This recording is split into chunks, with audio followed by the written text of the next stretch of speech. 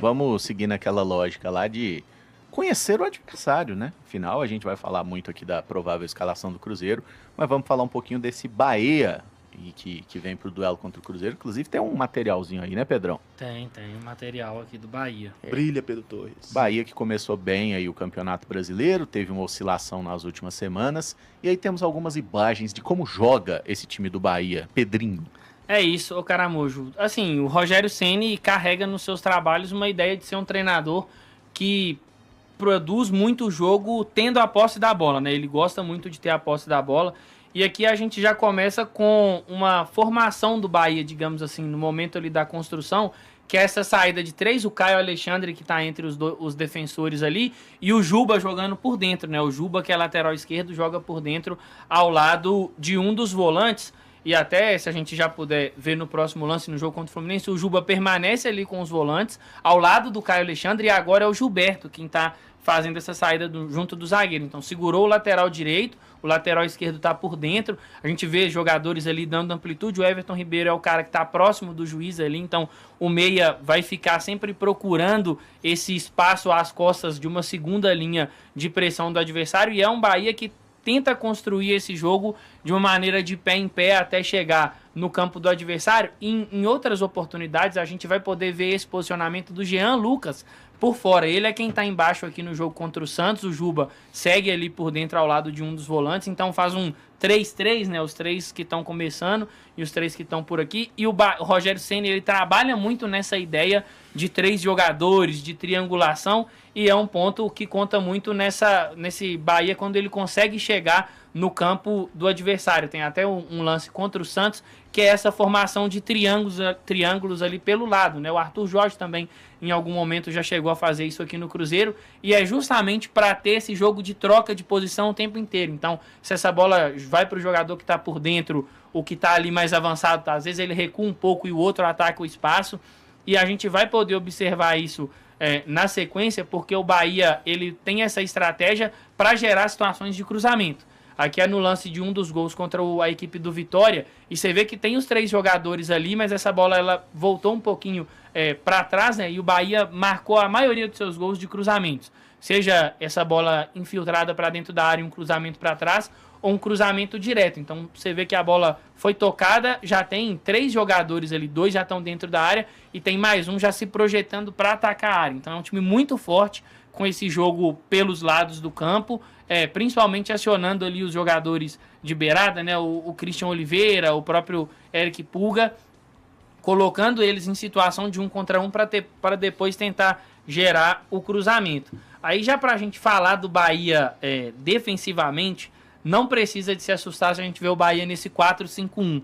Às vezes ele até se desenha num 4-4-2, mas o adversário andou um pouquinho dentro do campo do Bahia, já baixa um dos jogadores ali, os dois jogadores no caso, né, de lado de campo, para fechar esse jogo por fora, e os três volantes do Bahia defendendo por dentro, a última linha com 4 jogadores, e fica só o centroavante, às vezes o William José, às vezes o Everaldo, mais isolado lá na frente, mas é um time que aposta muito. Cadê o Ribeiro ali? O Ribeiro, nesse lance, ele não tá. Ele não tava nesse... Mas ele baixa por dentro ali, ele baixa como por volante. dentro. Quando ele tá, ele baixa por dentro. É só lembrar dele no Flamengo. No Flamengo. E aqui no Cruzeiro, de vez em quando, ele era segundo volante também, dos né? jogos, Quando a gente precisava eu acho atacar mais. que ele entra no segundo tempo, que ele baixa um pouquinho por fora, mas ele tá tendo muita dificuldade para bater com o lateral e com o ponta, aí troca. Coloca ele para jogar por dentro e coloca um volante para defender.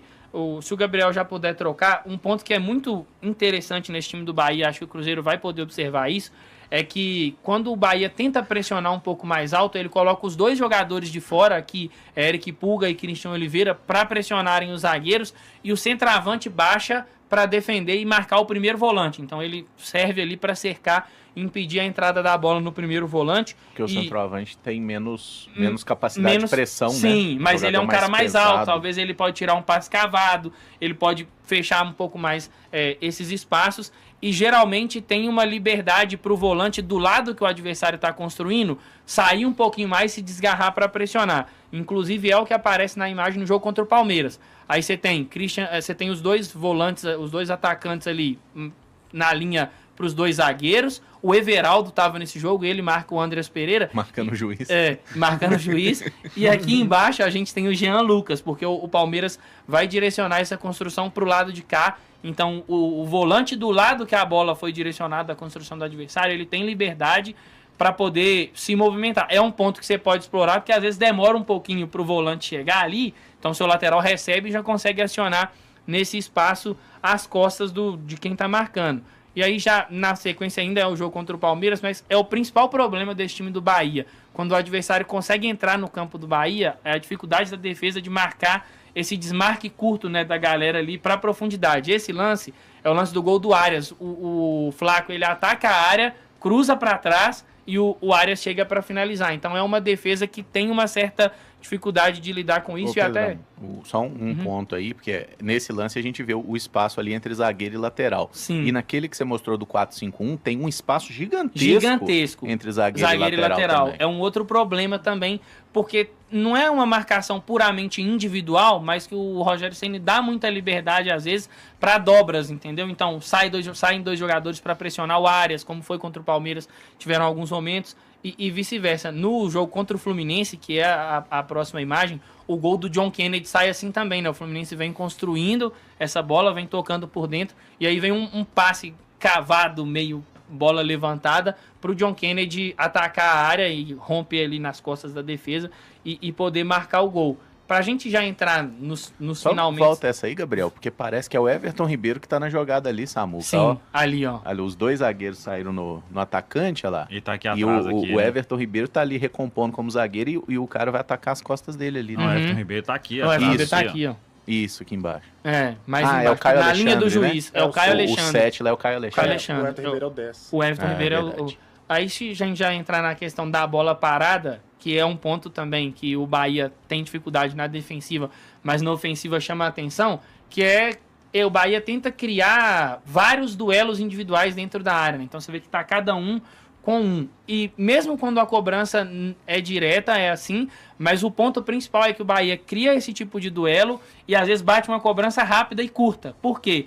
Corre o risco da defesa tentar sair, como tá muita gente em duelo individual, alguém vai moscar um pouquinho, alguém vai demorar um pouquinho a sair e vai deixar o adversário com espaço. Então se posiciona assim, seja para uma batida direta ou para uma batida curta. Só que a batida curta do Bahia, ela é rápida, sabe? O cara posicionou ali, já é um toque muito curtinho, muito rápido mesmo, para já fazer a defesa balançar e jogar na área. Defensivamente, ali não sei se dá para ver direitinho, mas a ideia é formar o que a gente chama de L, né? Você pega todo mundo que tá ali na linha da pequena área até o centroavante. Geralmente é o centroavante que fica ali dentro da pequena área, né? Então ele é a perninha final do L ali, digamos assim, e um ou outro bloqueador ali para tentar uma bola rápida. O ponto desse time do Bahia sofreu alguns gols quando o adversário conseguiu achar essa bola na primeira trave. Ou seja, um gol direto, o cara da primeira trave cabeceou e marcou o gol. E tem um que é assim, meio emblemático, que é contra o Flamengo, que o Flamengo bate essa bola na primeira trave, o Pedro ajeita e quem chega finaliza. Justamente porque, como tá todo mundo para defender a pequena área, quando essa bola às vezes ela é tocada para trás, demora um pouquinho para ter essa saída e você tem espaço para finalizar. E o Cruzeiro cobrou um escanteio bom, assim, naquele jogo que o Pereira bate rasteiro, aí o Caio Jorge demora um pouquinho para entender e ajeita, né? Contra o Boca. E esse negócio de cobrança na primeira trave, normalmente o Cruzeiro não consegue jogar na segunda. Então pode ser uma boa aí, ó. A gente não consegue fazer. Ultimamente... Teve um aí que o Fagner, acho que acertou o cara que estava na frente ali. Ele tentou, mas eu acho que ele tentou fazer a jogada do Pereira, de bater fatiada, né?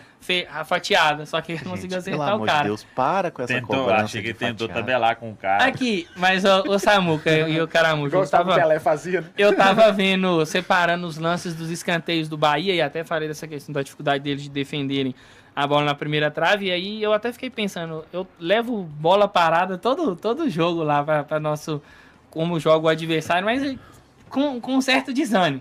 Porque o adversário pode ter a dificuldade que for na bola parada, que infelizmente a do Bahia é chuveirada?